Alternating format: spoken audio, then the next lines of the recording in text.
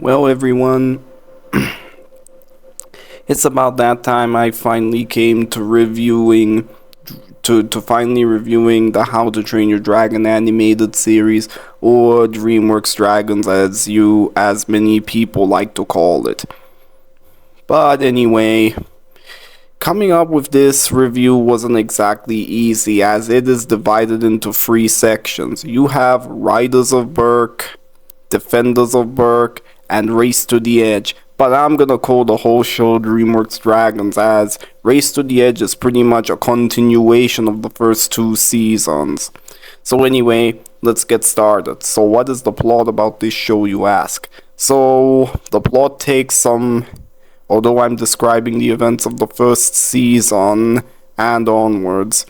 The plot is essentially about it has been, quite some time since the war between humans and dragons has ended, and it seems as if humans and dragons are living in peace and everything. But unfortunately, Hiccup and crew have to make sure that they maintain the peace between Vikings and dragonkind.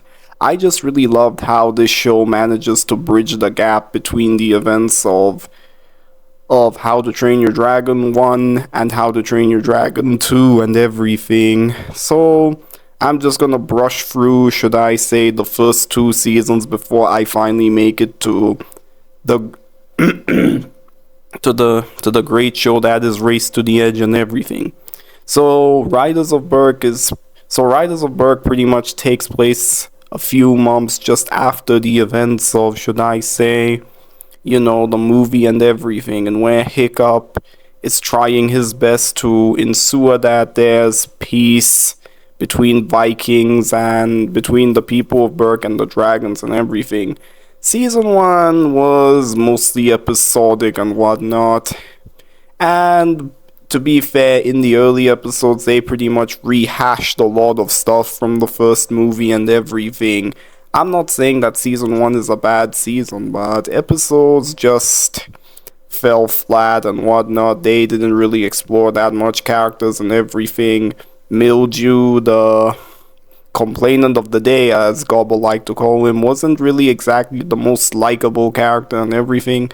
Though the highlight of season 1 was the villain Alvin the Treacherous and whatnot, voiced by Mark Hamill, before Mark Hamill became a really awful person in real life and whatnot.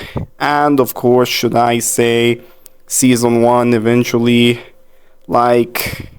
ended on a cliffhanger and whatnot, and where the bad guys finally managed to train dragons and everything. So we eventually go to season 2, where, should I say, it's the whole our characters must now defend Berk from the threat of the outcast and future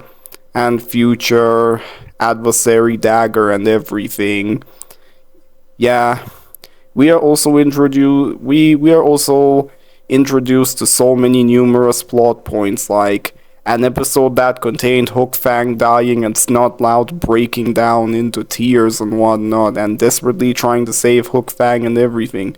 We also had an episode in where Berk got sick and everything, and Hiccup had to race to find the cure and all that stuff.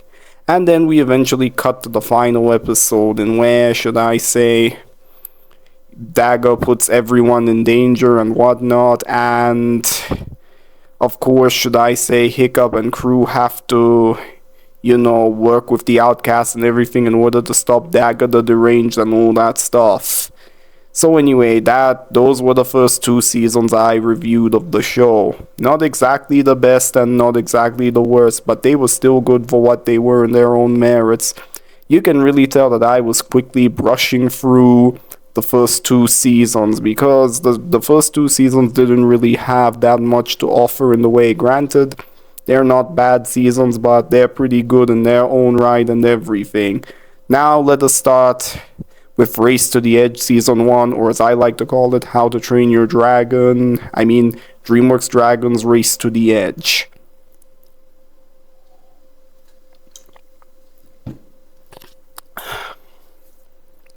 And right off the start, this show, This season vastly improves on everything that I had with the first two seasons, where you had better animation and a more overarching story this time around.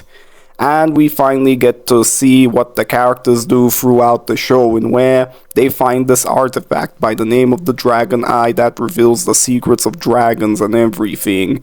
And of course, this time it doesn't mostly take place on Berk. Instead, we get to see, should I say, the characters exploring other islands and everything, discovering new species of dragons, while confronting new and old enemies. Dagger has escaped from prison and all that stuff, and is now seeking revenge on Hiccup and everything. And of course, it is now up to, should I say, Hiccup and crew to protect the Dragon Eye and make sure the Dragonkind is safe and everything. I really did love how these later seasons got to explore more of the characters and everything, and where we see different other Viking cultures and whatnot. We finally get more exploration on the Berserkers and everything. And of course, should I say, the Defenders of the Edge, in where they have this benevolent dragon who pretty much eats the lava to, should I say, protect their village from being engulfed in the lava and everything. We're introduced to plenty of new characters such as Marla, Rock, and we also have plenty of new villains such as the manipulative bastard known as Vigo Grimborn, voiced by Alfred Molina. And then we also have Riker Grimborn, and then later we are introduced to Krogan. And every villain in these later seasons is well written and a legitimate threat to our riders and everything. Wow. Just wow. A huge step up from the villains in the first two seasons. Yeah, I know at this point in time I'm dipping into heavy spoiler territory, but eventually Dagger does later on get redeemed in the show and whatnot. And it was pretty nice to actually see Dagger get redeemed and all that stuff. And I really did like the twist of Heva being revealed to be his long-lost sister. Yeah, so sorry I forgot to mention her. And I really did love the new species of dragons they introduced in this show, such as Night Terrors, Death Songs, Razor Whips, Sea Shockers, the list goes on and on. I really do love the designs of the dragons in this show. They really did inspire them by wild animals and everything, something that the movies essentially failed to do and whatnot. Each and every character, as I said before, showing emotion, duplexity, and all that stuff. And let us not forget to mention the high intense action. This show has amazing action set pieces. While not up to the movie level, the action set pieces are intense and exciting for what they are. And not to even mention the TV series has a breathtaking score. Sure, this score may not be up to par with the movies and everything, but it's amazing for what it is. And we do get plenty of emotional moments, such as I mentioned, Snotlout breaking down into tears when, should I say, Hookfang is dying and whatnot, and Hiccup, should I say, having an emotional breakdown when he thinks that his father is about to die and everything, although that is kind of a harsher in hindsight thing, because Stoic would later die in How to Train Your Dragon 2 and whatnot. And I really did love the twist of Trader Johann being revealed to be, should I say, a traitor this whole time and everything. Something that was kind of unexpected, but the show did essentially leave a few breadcrumbs, like why was he in the wrong place at the wrong time and everything. So like I said, in conclusion, DreamWorks Dragons, or How to Train Your Dragon the Animated Series as I like to call it, is a pretty fantastic show for what it's worth. And if you're looking for a show that successfully bridges the gap in between the first and second movie, this is the show for you. And before I give it the final rating, One of my biggest bad qualities is sometimes the show tended to rely on gross out humor and everything, and I'm not really a big fan of the way the show treated Astrid and whatnot. Poor Astrid, you were seriously a victim of the Worf effect. Go watch that video if you want to see how much the show really disrespected Astrid and everything. So if you're wondering how I'm gonna rate this show, I'm going to give this show a perfect 10 out of 10.